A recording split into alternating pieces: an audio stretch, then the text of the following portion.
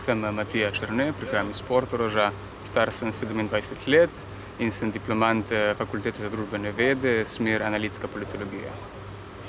Zakaj ste se odločili za služenje v Slovenski vojski? Približno leto nazaj sem bil v času, ko sem iskal službo in se odločil med različnimi potmi.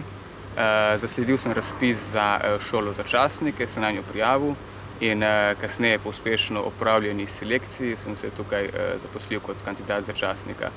V prvi vrsti sem se za delo v službi domovine odločil, ker mislim, da ta kariera nudi eno takšno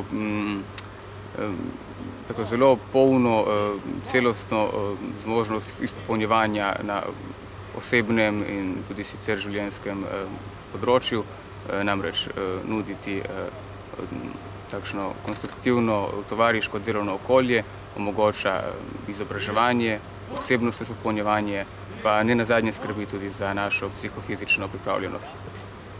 V tem trenutku, glede na to, da še nisem spoznal do potankosti delovanja posameznih enot Slovenske vojske dovolj dobro, da bi se lahko odločil, kateri me bolj vleče, mislim, da se mi še najbolj zanimiva zdi pehota, kajti še vedno ostaja kakšna osnovna vojna enota Slovenske vojske.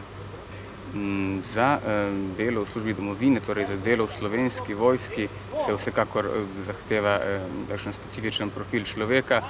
Ni za vsakega. Tisti, katere to zanima in s kateri se spogledujejo s tem poklicem, pa mislim, da morajo premočeno veliko mero,